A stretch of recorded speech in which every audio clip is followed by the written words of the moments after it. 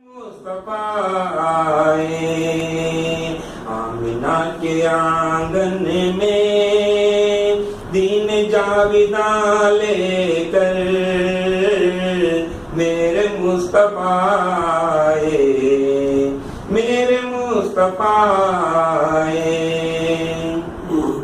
میری آنکھ میں عادل خواب ایک نرالا ہے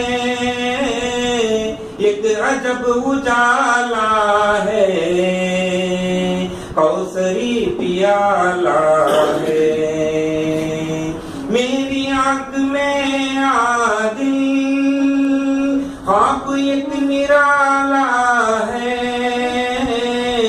ایک عجب اجالا ہے کوثری پیالہ ہے نعت کے تصور میں یہ مجھے کہاں لے کر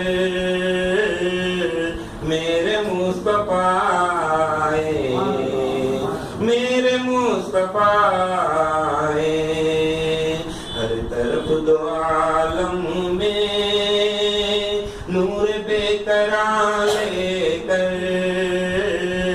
میرے مصطفیٰ آئے میرے مصطفیٰ آئے سبحان اللہ بنات شریف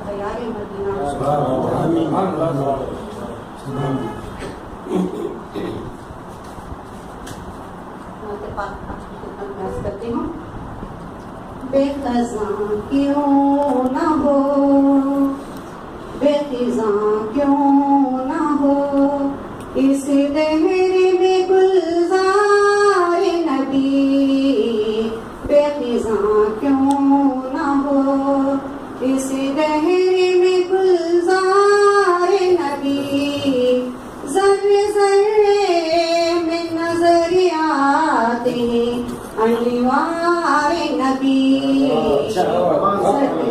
بے خزاں کیوں نہ ہو خوب بچپن میں فرشتوں نے جھلایا جھولا خوب بچپن میں فرشتوں نے جھلایا جھولا ماں بکے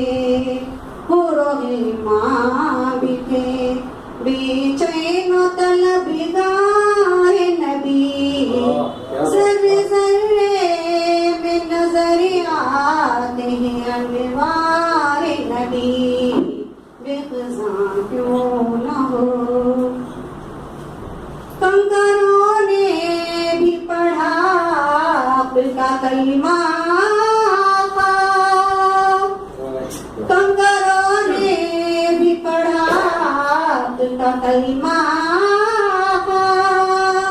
آج ولیوں میں نظر آج ولیوں میں نظر آتے ہیں آثار نبی ذرے ذرے میں نظر آتے ہیں انوار نبی بے خزاں کیوں نہ ہو زلف واللیل کا مظہر نظر آتے ہیں زلف واللیل کا مظہر نظر آتے ہیں اور وہ شمس نظر اور وہ شمس نظر آتے ہیں رخسار نبی بے خزاں کیوں نہ ہو دھستا ہے کلمہ ابوبکر کے ایک سانپ کے اب دھستا ہے کلمہ ابوبکر کو ایک سانپ کے اب چاہتا ہے کہ ابھی اس کو ہو دیدار نبی ذرے ذرے میں نظر آتے ہیں انوار نبی بے خزاں کیوں نہ ہو मक्ते पर पहुंचे हम। बस यही एक तमन्ना है तरन्नुम मेरी, बस यही एक तमन्ना है तरन्नुम मेरी, दिल में हो याद नबी, दिल में हो याद नबी, लाख पे हो गुफ्तार नबी, सब जर्रे में नजर आते हैं अनवार नबी, बेखिजान हो ना हो।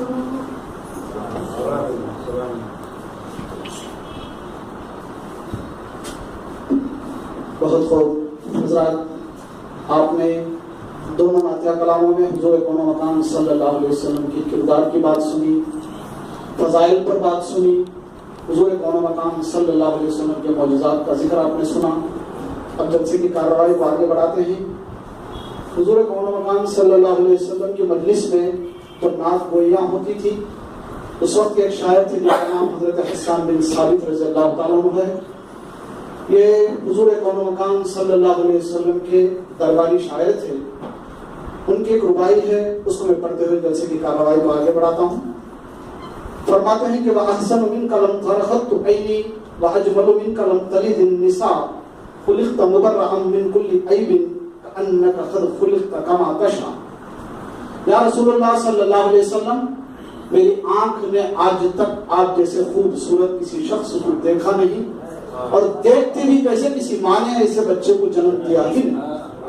फिर आगे फरमाते हैं कि रब्बे कायनात ने हर ऐब से मुबर्रा करके, हर ऐब से पाक करके आपको ऐसे दुनिया में मरकूज फरमाया जैसा आप चाहते थे। तो अज़ीज़ान मोहतरम, इन कमालात को हमने सुना।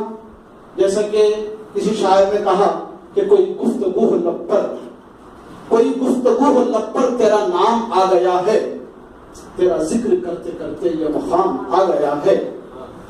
कोई गुफ्तगू लब पर तेरा नाम आ गया है, और तेरा जिक्र करते करते ये मुकाम आ गया है, जिसे पी के शेख सादी बलगल उला पुकारे, मेरे दस्त नातवा में वही जाम आ गया है। तो अज़ीज़ान मोहतरम, अब हम जलसे की कार्रवाई को आगे बढ़ाते हुए मैं सबसे पहले मोहतरम मकाम जनाब आदिल कोलारी साहब, जो हमारे इदारे के सेक्रेटरी हैं, उनसे मुल्तमिस हूँ कि वह आए हुए मेहमानों का इस्तकबाल फरमाएं।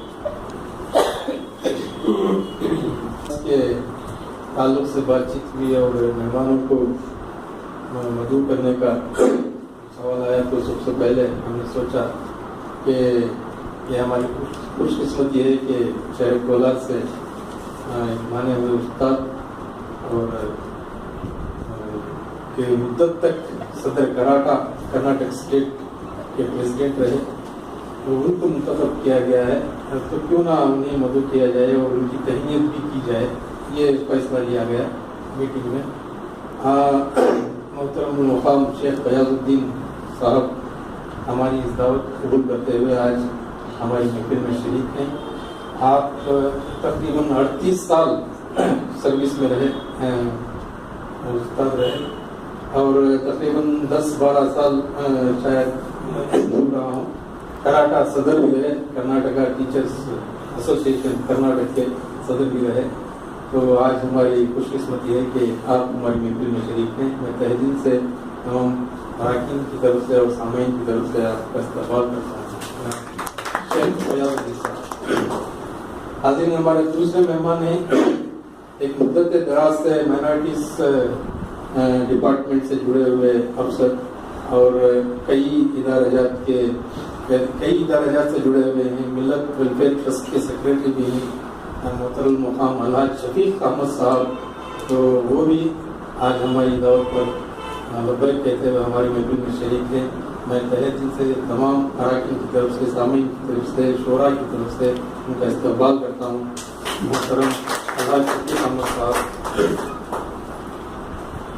हाज़रीन, एक मुद्दत दराज से शेर शायरी की महफिलों को रौनक पहुँचते हुए हमारे शेर कोलार के मायनाज शायर मोहतरम इशरत कोलारी साहब, जो हाल में बेंगलुरु मुकीम हैं, ان سے جب کانٹیکٹ کیا گیا تو انہوں نے سر بخم تسلیم کیا اور ہماری دعوت پر لبیک کہتے ہوئے ہماری محفل میں شریک تھے. جناب عشرت قدری صاحب ہمارے مہمان تھے.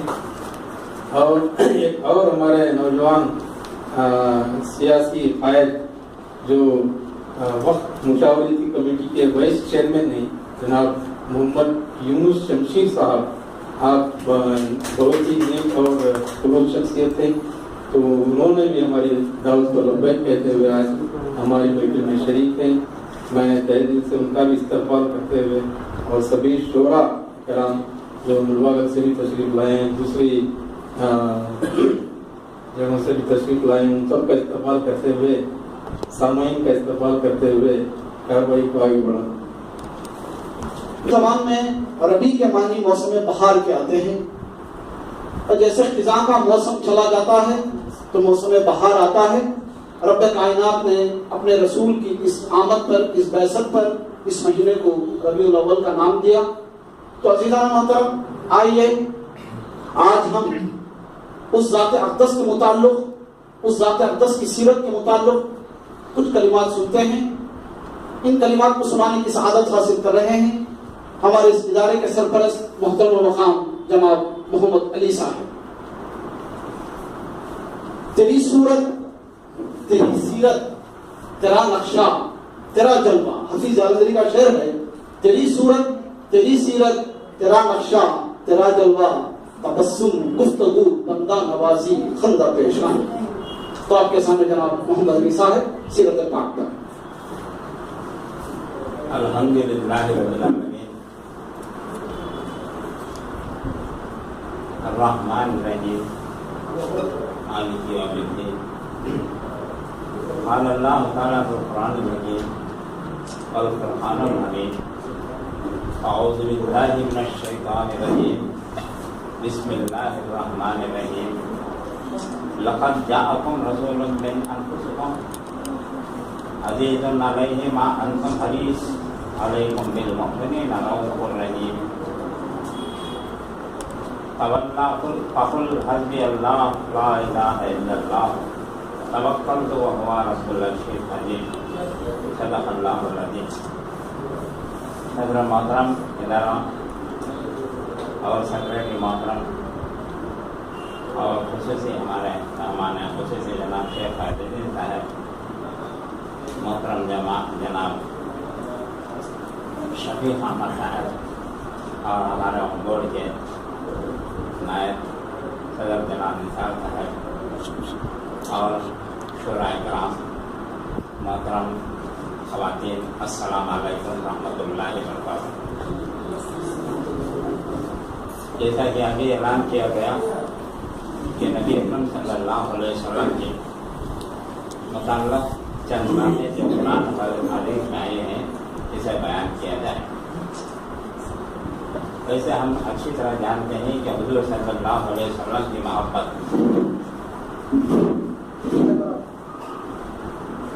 حضور صلی اللہ علیہ وسلم کی محبت میں ہر ایک چیز لگا ہوا ہے. کوئی ناطق کے ذریعے سے آپ کا رشتہ مضبوط کرتا ہے, کوئی حدیثوں کو بیان کرتے ہوئے آپ صلی اللہ علیہ وسلم سے تعلق پیدا کرتا ہے, کوئی قرآن مجید پڑھ کر آپ سے اپنا تعلق مضبوط کرتا ہے. احادیث کے ذریعے سے, مختلف ذریعے سے آپ صلی اللہ علیہ وسلم سے کوئی نہ کوئی نسبت آئی ہی. اور ساری دنیا میں آپ صلی اللہ علیہ وسلم کی شان میں اگر گستاخی کی جائے تو یہاں کسی اور کی گستاخی کرتے ہیں تو ایک محدود دائرہ ہوتا ہے, لیکن آپ صلی اللہ علیہ وسلم کے شان میں گستاخی کرے تو سارا عالم جو کلمہ وہ ہے لا الہ الا اللہ محمد رسول اللہ کا اقرار کرنا ہر جگہ کھڑا ہوتا ہے. یہ ہے وہ آپ صلی اللہ علیہ وسلم کے تعلق سے اتحاد. اور نبی اکرم صلی اللہ علیہ وسلم آپ کے نبی بنا کر بھیجے گئے, اور آپ کا مشن محض یہ ہے کہ لوگوں کو اپنا رشتہ رب سے تعلق پیدا کرے. آپ داعی اللہ, داعی اللہ, داعی رسول اور داعی جماعت نہیں, بلکہ اللہ سے اپنے رشتے کو مضبوط کرنے کے لیے آپ صلی اللہ علیہ وسلم کو مضبوط کیا گیا, مقبول کیا گیا. اور وہی کام آپ صلی اللہ علیہ وسلم سے پہلے 1,24,000 یا 1,80,000 جتنے انبیاء علیہ السلام، لیکن قرآن مجید میں صرف 26 انبیاء کا ذکر آیا. یہ 26 انبیاء کے تعلق سے قرآن مجید اس بات کی گواہی دے رہا ہے کہ انہوں نے انسانوں کو ہر قسم کی برائی سے بچنے کے لیے اپنے رب سے تعلق، اپنے رب کا ہے. یہ انبیاء علیہ السلام کی زندگی کا 3 احکامات پر زیادہ زور دیا گیا ہے، اور نبی اکرم صلی اللہ علیہ وسلم مکہ معظمہ کے 13 سال میں یہ 3 احکامات پر بھی زیادہ زور دیا. نمبر 1 توحید، اللہ ایک، اللہ کے سوا کوئی عبادت کے لائق نہیں ہے، اور مالک حقیقی وہی ہے. اور دوسرا رسالت، ہر نبی آنے والا یہ نشانی بدلا ہی آیا ہے، اپنے طور سے نہیں آیا. اگر کوئی اپنے طور پر ڈکلیئر کیا تو اس کا خاتمہ. یہاں بھی آپ صلی اللہ علیہ وسلم کی بات کی اکبر کے دور میں بعض لوگوں نے نبوت کا دعویٰ کیا تو اسے ختم کر دیا گیا، یہ الگ مسئلہ. اب قیامت تک کے لیے کوئی نبی آنے والا نہیں، اور ساری دنیا کو بھی باور کرانا ہے کہ اب کوئی رسول آنے والا نہیں. یہی آپ کے رسول، اللہ نے آپ کا نبوت ختم کر دیا، نبوت کا خاتمہ ہوا. لیکن اس کے باوجود بھی ہمارا خاص ایک فرقہ ایسا ہے جسے قادیان کہا جاتا ہے، غلام محمد قادیان. آپ صلی اللہ علیہ وسلم کے بعد اس نے دعویٰ کیا کہ میں بھی اللہ کی طرف سے بھیجا ہوا نبی ہوں، لیکن روشن نبی وہی ہیں، ان کے ذریعے سے میں نبی ہوا ہوں. اسے پورے دنیا کے علماء کرام جمع ہو کر کفر کا فتویٰ دیا اور اسے کافر قرار دیا. آج بھی وہ بات کہنے بتاتے نہیں کہ ہم بھی مسلمان ہیں، ہم کو نکالا گیا ہے. تو کوئی نبی آنے والا نہیں کہ دوسرا رسالت. اور تیسری چیز مرنے کے بعد دوبارہ اٹھایا جانا، یہ بڑی اہم ہے. یعنی زندگی بعد موت، وہاں ذرا ذرا کا حساب دینا. میں یعمل مثقال ذرۃ خیرا یرا ومن یعمل مثقال ذرۃ شرا یرا. سورہ زلزال میں آخر میں اللہ تعالیٰ فرمایا انسان جو کچھ بھی کرتا ہے اسے دکھا دیا جائے گا، ہاں وہ ذرا برابر نیکی ہو یا ذرا برابر گناہ. تو محترم حضرات، یہ آپ صلی اللہ علیہ وسلم کی تعلیمات میں سے یہ بات یہ ہے. اب یہاں قرآن مجید میں اللہ تعالیٰ نے ایک بات فرمائی جسے مختصر تشریح کر کے میں اپنی بات کو ختم کرتا ہوں، یا دہانی کے طور پر، تاکہ آپ صلی اللہ علیہ وسلم کی انسیت، واقعی محبت آپ سے پیدا ہونا ہے. تو قرآن خود فرماتا ہے حب اللہ حب رسول، اطیع اللہ اطیع رسول. تو اسے لازم رکھنا. یہ ریل کی پٹریاں 2 ہوتی ہیں، ایک پٹری اگر گر گئی، ایک پٹری اگر خراب ہو گئی تو کیا ہوتا ہے، وہ ریل کا گر جانے کا معاملہ ہوتا ہے. تو اسی انداز سے دونوں چیزیں توحید اور رسالت ساتھ ساتھ جانا، حب اللہ حب رسول، اور اطیع اللہ و اطیع رسول، یہ دونوں جانا. یہ بڑی لمبی داستان ہے، لیکن اسے بیان کرنا میرا مقصد نہیں ہے. یہاں قرآن میں اللہ تعالیٰ نے فرمایا لقد جاءکم رسول من انفسکم عزیز علیکم علیہ ما انتم حریص.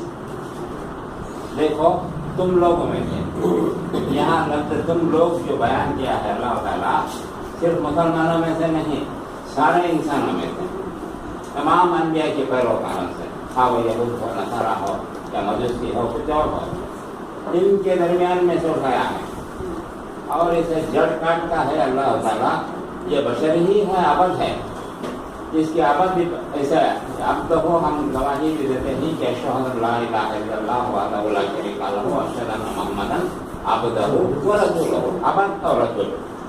آپ صلی اللہ علیہ وسلم نے بھی یہ بات بتائی کہ میرے میں اور تمہارے میں فرق کیا، میں بھی بشر ہوں. ابھی کسی نے کہا کہ بیویاں ہیں، ان کی سب کے بھی انبیاء کی بیویاں تھے، اور آپ صلی اللہ علیہ وسلم کی بیویاں تھے، بچیاں تھے، سب تھے، اور کھانا پینا سب بھی ہوتا تھا. تو بہرحال یہ بشر کی حیثیت سے آپ صلی اللہ علیہ وسلم عبد ہیں. لیکن ہمارے میں اور ان میں زمین آسمان کا فرق یہ ہے کہ آپ رسول کی قدر. یہ دونوں چیزیں لازم و ملزوم ہیں. تو یہاں بتایا تم میں سے یعنی سارے انسانوں میں سے تمہارے وہاں سے رسول اٹھایا. باہر سے اسپین سے امریکہ سے یا جاپان سے لا کر نہیں جوڑ دیا تمہارے پاس. تمہارے میں سے تمہارے ملک تمہارے ایک گاؤں میں سے اٹھایا.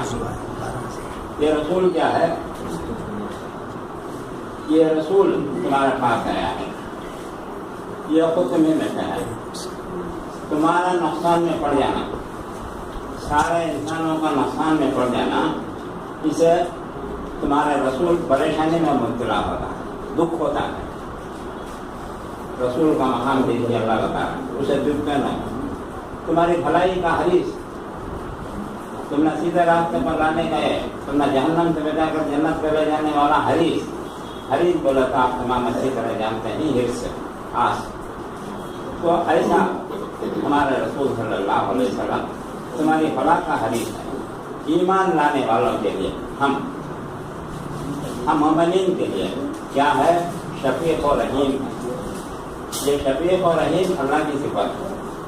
اللہ حضور صلی اللہ علیہ وسلم کو دیتے ہیں شفیق، مہربان، رحمت کرنے والا، اور یہ رحم کرنے والا. اس کی تفسیر بڑی لمبی ہوتی ہے، تقریباً 2 گھنٹے ہونا اسے سمجھانے ہوتے ہیں. مختصر سمجھ لیجیے، تعلیم اور اس کے بعد فرمایا اگر یہ لوگ اے رسول تمہاری باتوں کو نہیں سنتے، چھوڑ دیجیے. آپ کے لیے تو اللہ کافی، اللہ ہی آپ پریشان مت ہوتے. بارہا مقامات پر اللہ تعالیٰ نے آپ کو تسلی دی. یہ مٹنے اور جاری رکھتے ہوئے جیسے کہ ہم سورۃ العصر میں پڑھتے ہیں والعصر ان الانسان لفی خسر الا الذین آمنوا وعملوا الصالحات وتواصوا بالحق وتواصوا بالصبر. ہم پڑھتے ہیں تو اس میں زمانے کے ختم ہر انسان گھاٹے میں ہے، نقصان میں ہے. لیکن وہ آدمی گھاٹے میں نہیں ہے جس نے ایمان لایا اور نیک عمل کیا. ایمان لانے کے بعد عمل صالح میں سب سے عمل صالح نماز. تو بہرحال اس میں اس کے بعد فرمایا وتواصوا بالحق وتواصوا بالصبر. تم لوگوں کو بھلائی کی تلقین دیتے رہو. اس میں کیا مصائب و مشکلات آتے ہیں، صبر کرتے ہیں. تو وہی بات ایک چھوٹے سے سورے کے اندر مختصر بات، لیکن اسے الاپریٹ کرتے ہوئے اللہ تعالیٰ نے قرآن مجید میں بات کا بتایا. اے رسول آپ حق کی بات لوگوں کو بتاتے ہیں، سنتے نہیں، پریشان ہونے کو اللہ دیتا. سورہ غاشیہ کے اندر اللہ تعالیٰ فرماتا ہے فذکر انما انت مذکر. اے رسول حق کی نصیحت کیجیے لوگوں کو. فذکر انما انت مذکر. آپ کو لوگوں کو آسان طریقے سے نصیحت کرتے رہیے. لست علیہم بمسیطر. آپ لوگوں پر حوالہ دار بنا کر نہیں بھیجے گے. آپ کا کام پیغام پہنچانا. اتنا کر کے اللہ چھوڑ دیا نہیں. اور آگے بڑھ کر فرماتا ہے لست علیہم بمسیطر الا من تولی وکفر. آپ بولیے نا، اس سے انکار کرنے والے ان کے لیے ہم نے عذاب اکبر تیار کر کے رکھا. کہاں سے بات کہاں جائے گی؟ اللہ کے رسول کا پیغام ہم دلگی اور مذاق، لیکن اس کے لیے اللہ نے عذاب، عظیم عذاب تیار کر کے رکھا. یہ ہماری کوتاہیوں کا نتیجہ ہے کہ ہم وہی زمرے میں آتے ہیں، اللہ کے عذاب میں مبتلا ہیں. ہم رسول کا دعویٰ تو کرتے ہیں لیکن اطیع اللہ ہی اتباع رسول کرنے کے لیے گریز کیا جاتا ہے. تو وہ چیز آپ بیان کیجیے. آپ حوالہ دار بنا کر نہیں بھیجے گئے. اور اگر آپ کی بات نہیں سنتے تو ہم نے ان کے لیے عذاب عظیم تیار کر کے رکھا ہے. سورہ غاشیہ کی آخری آیت 3 آیتیں پڑھ لیجیے. اس میں اللہ فرمایا ان سب کو پلٹ کر میرے طرف بھی آنا ہے، تب میں حساب لیتا ہوں. ان کے بعد کام ہی جانے کا نہیں. دنیا کے کوئی انسان آپ کو ڈکلیئر نہیں کرے کہ میں مر کر اللہ پاس جاتا نہیں. وہ خیال ہونا کافی. لیکن مومن تو جانتا ہے کہ پلٹ کر اسے اللہ کے پاس ہی جانا ہے. تو اللہ فرماتا ہے ان سب کو پلٹ کر میرے طرف بھی آنا ہے، میں ان کا حساب لینے کے لیے کافی ہوں. وہاں بات نہیں سننے کی وجہ سے اللہ تعالیٰ نے 3 باتیں بتایا. ایک عذاب عظیم ہے، دوسرا پلٹ کر میرے پاس آنا ہے، میں حساب و کتاب میں سب کے لیتا ہوں. تو محترم حضرات، یہ ہمارے رسول کو हम सिर्फ बड़ा आला मकाम देगा, उनको वो आला ही रख दिया, लेकिन आप तमाम इंसानों के लिए राहबरी करने वाले हर मामले में 23 साल पैगम्बराने ज़िंदगी जिसमें है ना वो अहकाम पहुँचाने के वास्ते 23 साल होना वो तारीफा करते हुजूर की करते होता है, लेकिन बाहैसियत बशर 6666 आयत, 114 सूरह और ये उस पर अमल करने के लिए आपको 23 साल, मक्के के 13 साल और मदीने के 10 साल, 23 साल एक नबी का। और अल्लाह ताला सूरह आले इमरान में फरमाता है आयत नंबर 160-104 में, दरअसल अहले ईमान पर तो अल्लाह ने बहुत बड़ा एहसान किया कि उनके दरमियान खुद उन्हीं में से कैसा रसूल उठाया। ये रसूल क्या करता है? तुम्हें आयतें सुनाता है, तुम्हारी जिंदगियों को संवारता है।